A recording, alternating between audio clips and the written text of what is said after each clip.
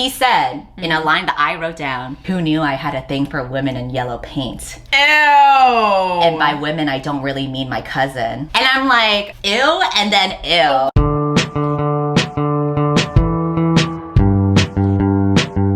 Welcome to another monthly reading vlog. This video is going to be focused on all of the books I read in the month of December, as well as the places that I traveled and the food that I ate and just the things that I did in general. I know December was a long time ago. It was literally from last year. I'm still going through the backlog of all the reading vlogs that I have filmed, but I was pretty busy during the month of December because I started it off in Taiwan. So you'll get to see some of the food that I ate there. There's a small town that I visited that is often compared to Spirited Away, the Miyazaki film, and coincidentally, I was also reading a book where the characters' favorite films are Miyazaki films, which of course made me want to do even more Miyazaki themed stuff like getting a tattoo for it. Then after that, I flew back to the United States and I visited Louisiana for the first time to spend the holidays with my girlfriend's family. We buddy read a romance book, which we did talk a lot of smack about, but we also got to try a bunch of yummy seafood around New Orleans. If you are watching this, I'm assuming that you also like to read books, in which case I would recommend the sponsor of today's video, Book of the Month. Book of the Month is a super popular and fast-growing online service for readers. Their mission is to promote new and emerging authors for you to discover new books that they love. So every month they go through hundreds of books and curate a list for you to choose from. And you don't even have to move. You can literally just pick the books that you want to be delivered right to your door. For the month of March, I'm super excited for the two books that I chose. The first one is Lone Women. This is a historical horror novel about a woman who carries an enormous steamer trunk and just lugs it around wherever she goes. And it has to be locked at all times because when the trunk opens, people around her start to disappear. It sounds like such an interesting concept, and I had never heard about this book coming out before. The other book that I picked is The Adventures of Amina al-Sirafi. This is a fantasy novel, and it's the first of a trilogy, and it takes place in the sea because there are pirates involved. I love adventures and fantasy stories and pirates, so this just sounds like a good time. You can use my code READWithCindy to get your first box for $9.99 if you live in the US. And now let's go ahead and dive into the reading vlog.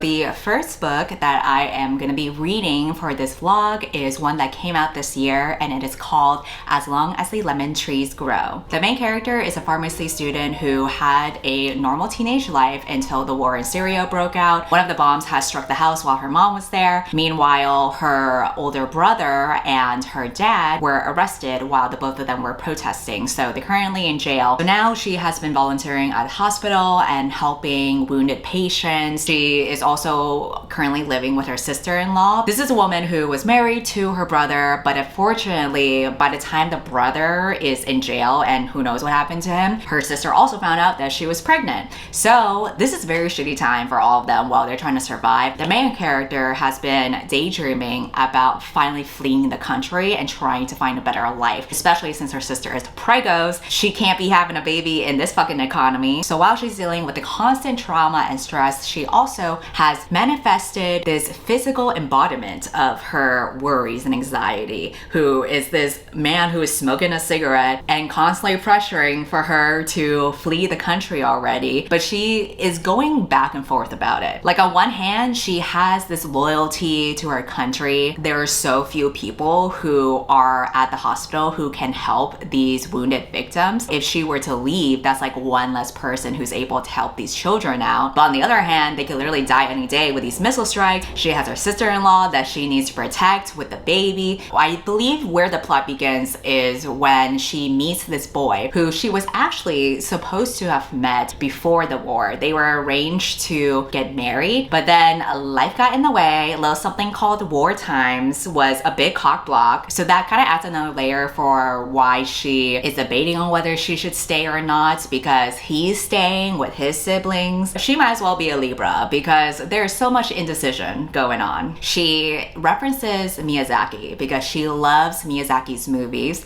and when she meets the main guy, she finds out that he wants to be an animator. That's his dream, and he was very inspired by Miyazaki's movies as well. So they have that connection going on. Coincidentally, I was trying to figure out what tattoo I should get in Taiwan. I didn't even know if I should get a tattoo because I didn't know if I would have time, but I found this tattoo shop while I was walking around. So I looked up the artist and I saw that one of her flash art is a Miyazaki art. And since I'm reading a book that keeps on referencing Miyazaki, I felt like this was fate. So once again, I'm getting a tattoo in another country, and it is kind of inspired by a book. The tattoo took about 4 hours, but I really like how it turned out. Here is the final result. I just gotta keep on moisturizing it so that it can continue healing. But I think the characters in this book would be proud. Oh yeah, and I forgot to mention, apparently there is a small town that is in Taiwan where it was rumored that the town had inspired the way that Spirited Away looks like. Spirited Away was also referenced in the book. The town is called Zhoufen, and to go along with the theme of the book, I'm gonna go ahead and check out the town.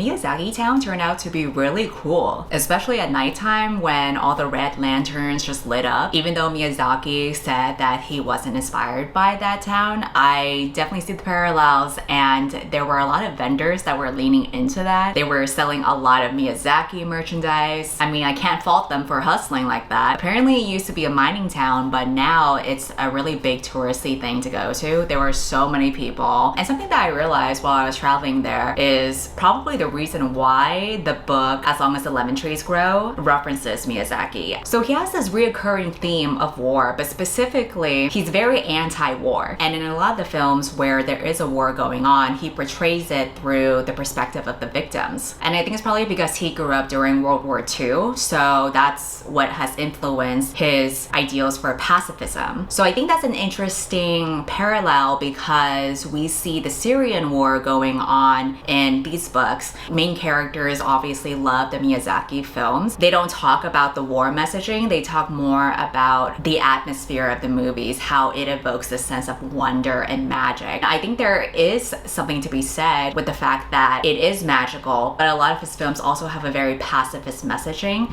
and I think that kind of alludes to how engaging in war is not necessary at all, and it only inflicts pain onto humans, as we very clearly see with the Syrian war, both in real life and in this book. Speaking of which, there is a lot of tension going on with whether the main character should stay in the country versus leave. She's arguing with the main guy who does not intend to leave Syria because he feels like the country needs him. He has been going around these protests and filming them and uploading them to YouTube so that he can spread awareness about what's going on. She is telling him to stop doing that shit and to leave Syria with her as well. They're going back and forth about it because he's very loyal and patriotic to the country. He doesn't want to leave Syria, and he's saying, if I leave Syria, then who is going to look after her? To him, it would feel like abandoning a place that he loves and negating the change that he wants to make, because that would just be simply running away from something instead of trying to solve the issue. issue. But she's arguing that if you were to stay, you're gonna fucking die anyway, so what kind of solution is that? Even when he posts these videos and people are commenting and being aware of this stuff, it's not like they're doing anything to help them, which is a very cynical viewpoint.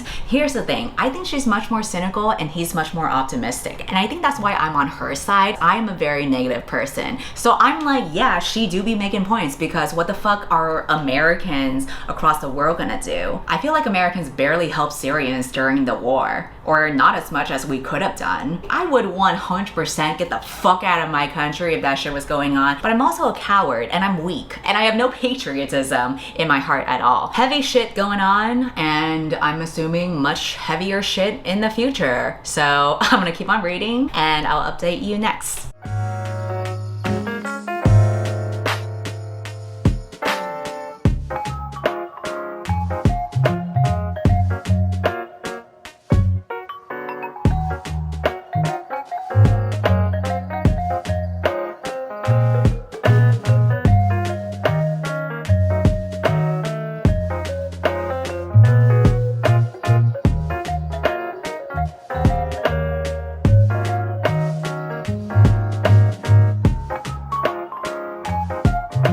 I went to an American themed restaurant. Well, it wasn't exactly American themed, it was like college themed, but it was Western colleges because they had a bunch of college state flags like Florida and Texas, but then they also had flags for Sweden and Norway. So it was definitely a Western themed restaurant. But in my defense, I actually kind of miss American food. I really wanted a pasta, and it's just been so long since I've had American food. I'm getting a little bit homesick. So I just wanted to eat something that wasn't Asian food for once. But now I will make it up with some Asian desserts. I got some mochi strawberry. I want to update you with where I'm at because I reached chapter 28, which is about 73% into the book, and what the fuck? There was a huge plot twist that was just thrown our way and I did not see coming. Maybe it should have been obvious, but I was just vibing, going along with the ride, and then it fucking hit. And once I realized what was happening, I had to stop the audiobook and just like process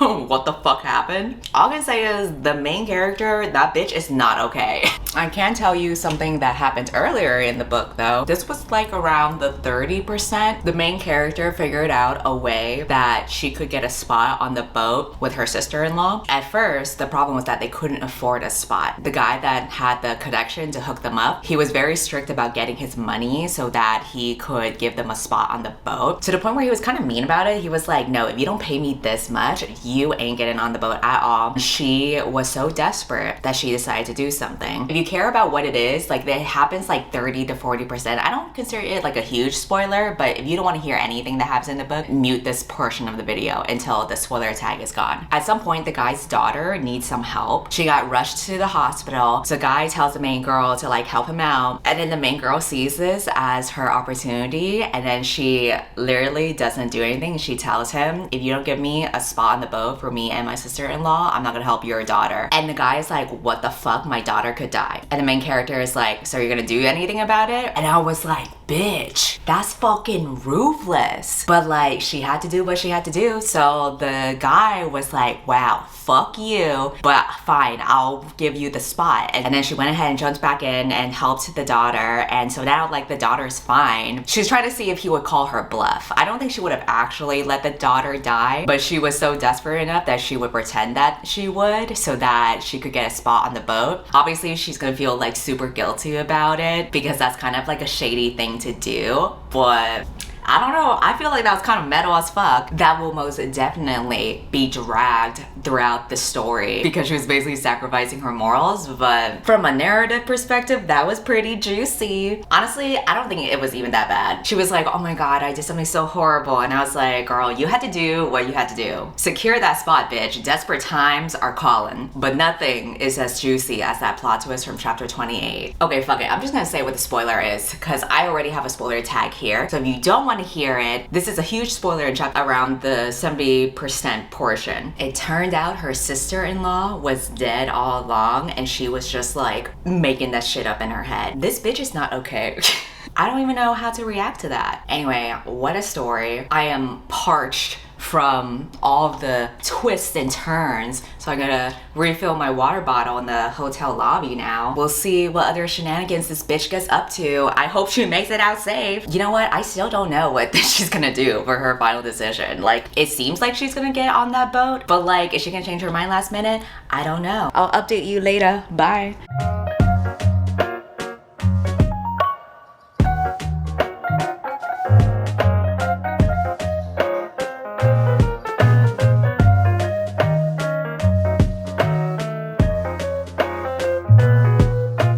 Hello, I have made it back to the United States. I actually took an early flight. I think I have just been traveling too rigorously around Asia. I think it was starting to wear on my body because I was feeling super fatigued. And yes, I did get diarrhea a couple of times throughout my travels. I don't know why though, because all the food was good. So anyway, while I was fighting for my life on the toilet, I did manage to finish the book that I was reading. So the big question is, did the characters decide to flee Syria or did they not? Obviously, I cannot say due to spoilers, but if people don't care about spoilers, I will put something in the corner here so that you can mute the video. So mute the video in 3, 2, 1. They actually did flee Syria after all. I don't know why I was like debating heavily on whether the main girl might stay, because how the fuck can she stay in these circumstances? So yeah, I'm glad that they left Syria and got the fuck out and now they're fine. Overall, I can definitely see how this was like a love letter to Syria. I thought it was very sweet and earnestly written. It's definitely the kind of story where like, you just want the characters to be okay. Their version of being fine is literally just having a simple life where they're not constantly in danger and they have the freedom to pursue their dreams and their interests, which honestly is a mood. Tomorrow, I am flying out to Louisiana because I'm gonna spend the holidays with my girlfriend and her family. I'll probably pick up a light romance book to go along with it. I might try to buddy read with my girlfriend because she loves romance books. So I'll check out what hetero nonsense she's been up to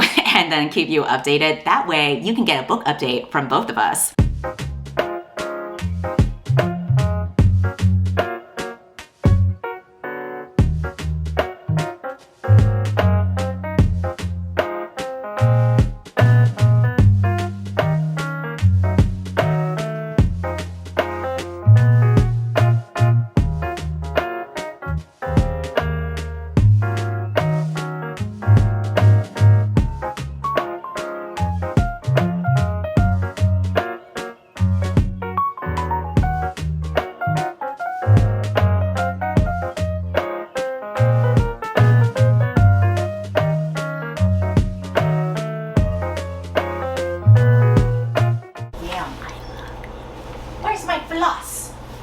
Hello from Louisiana. I am now currently reading The American Roommate Experiment. Yes. It's a book that I would probably have never read, but because I wanted to buddy read something with you, I asked what Victoria was currently reading. Well, actually you finished The American Roommate Experiment, but yeah. I'm trying to catch up to her. Without spoiling anything, what was your final rating?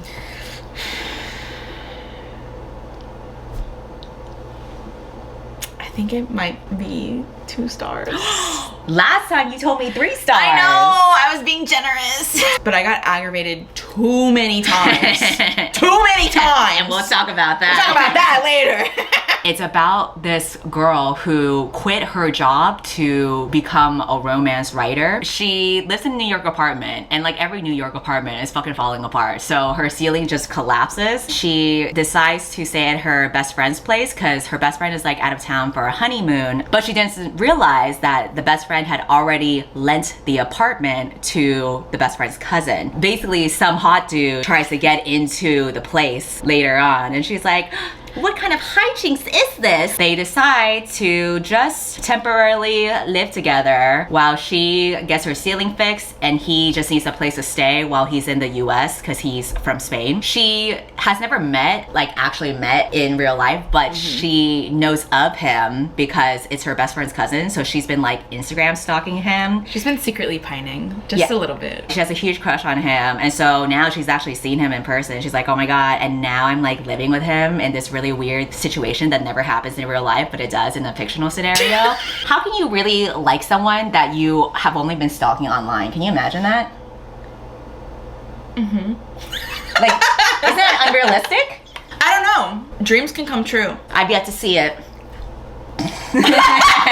Damn! He also finds out that she has writer's block for her romance book, so he suggests to her to do an experiment where he'll take her on a series of dates to help inspire her to write her book again. One of my main comments is that I feel like this girl is doing too much here because she's freaking out. So the first night he goes over to her place, well, the best friend's place, he decides, how about you stay here for the night because you're a woman, it's midnight, I'm not gonna let you roam the streets of New York at late. Yeah, and try to figure out where to stay. I'll find somewhere to go. She feels so guilty about it. She's like, oh my god, I can't believe like I just let him out like on the street like that and just kicked him out, blah blah. And I'm like, girl, he's a grown man. He's gonna be fine. I understand the guilt in the sense where like he and the best friend had already agreed that he would be staying there, and then that agreement fell flat because this bitch decided to show up. Like, I get from there, but the way that she was describing it in the book, she was like, oh my god, I can't believe like blah blah. I'm like, bro, yeah, it was the delivery. I feel like her whole personality is being very like klutzy and awkward and stuff. So every time she interacts with him, she's like, oh my god, I can't believe I did that. When they first introduced each other and he said his name was Lucas, and she was like, oh, I like Lucas. It's a funky name. And then inwardly she's like, I can't believe I called him funky. I'm so stupid. I'm like, girl, be serious here. Come on. He offers to share the apartment with her. She agrees to it, right? But then she's like, okay, but I'll pay for all the groceries and I'll make dinner. We'll always split the bill whenever we eat out. She also says she'll take the couch and he can take the bed. She's doing all these things. I'm like, girl, shut up. Shut up. Take the comfort. Why are you offering to like cook meals for him, pay for all the groceries, split the bill with this broke boy? He'll find money that she left behind in his jacket pocket so that he has something to pay for. And I'm like, you doing too much for this broke boy. That was only one he lost his card though. I know, she but didn't like keep doing that. If I met a guy and he lost his card, I'd be like, man, that sucks. You I know? wouldn't have given as much as she did. I think she put like 20s, plural. Oh yeah, hell no. I would have given him like a 20 and be like, make sure like you get some food. I would give him a 20, but I'd be like, okay, what's your Venmo though? Why would you do all of this for a man? Stand up. I knew you were gonna say that. I could feel it coming. Stand up. So I'm supposed to fall head over heels for this romance book where only the girl is pining for the guy and she keeps on giving her money to him because he has no money. That's like your anti-romance plot. Yeah, so the difference between our reading experience is that you read it, the physical version, and I listened to it via audiobook. And I just want you to listen to what the male narrator sounds like. I don't have talent for this. No, she cut me off. The change in her voice was clear as day. I was going to listen to whatever she had called me to say. And if I hung up, she'd find a way. It's like he's trying to make everything like horny. He literally opens and closes his mouth to like, you know, talk. But instead he's like, I opened and shut my mouth. Obviously, throughout the book, they get closer together. At some point, she has to visit her apartment to talk to like the maintenance people who are like fixing it. He offers to go with her. He gets to see her apartment and how it is. He sees how a lot of this stuff and decorations like represents her. It's like a nice, intimate way of learning more about a person. But I couldn't help but notice. I knew there was a but. One of the things that he observes is a fucking framed picture of her and her best friend dressed as minions. They painted themselves yellow, which first of all, I was like, watch it. How do we know they were dressing up as minions, huh? They're probably the giant goggles. Their giant goggles were literally toilet paper rolls that they glued to their eyes. So first of all, not only was it a Minions costume, it wasn't even a good Minions costume. Good. He sees the picture, he observes it, and I wrote this down. He wrote, captivating, goofy, and he says out loud, and cute. No! I can see how it's goofy. I can even see how it's cute. But how is it captivating? Captivating. For a woman to Dress up as a minion as a child.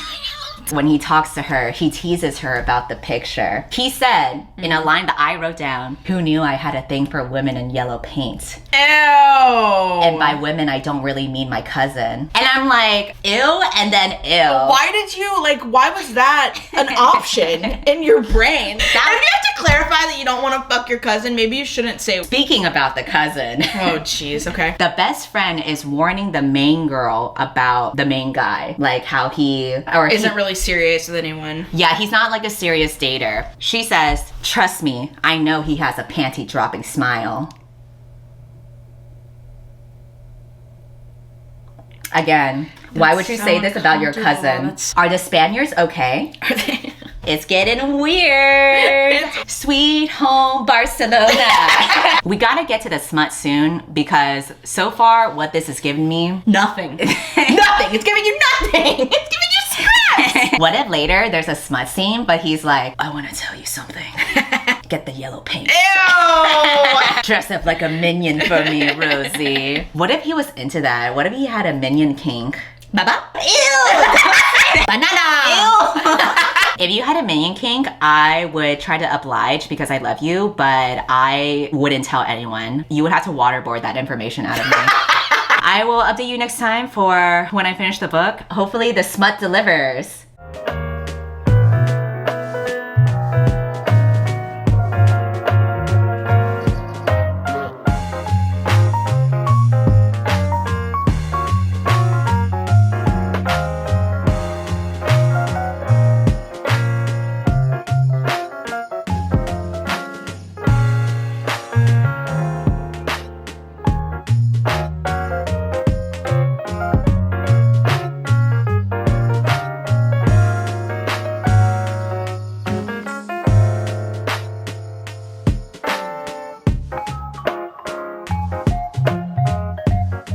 I have finished The American Roommate Experience. When Victoria was reading it, you kept on complaining about how things were getting all juicy and smutty, and then something would interrupt, and you would get so frustrated by this. And I thought this happened only once. Over and over and over again. Probably like what, like 4 times? The first time was when they were at a masquerade ball, or they went in the bathroom and they were about to have bathroom sex. Yeah. I was actually getting into it. It was a good scene. It was getting juicy. And you gotta do a lot to make things juicy in a bathroom, because that's gross. And then we just got totally blue balled because someone enters the bathroom, they're like, "Hello!"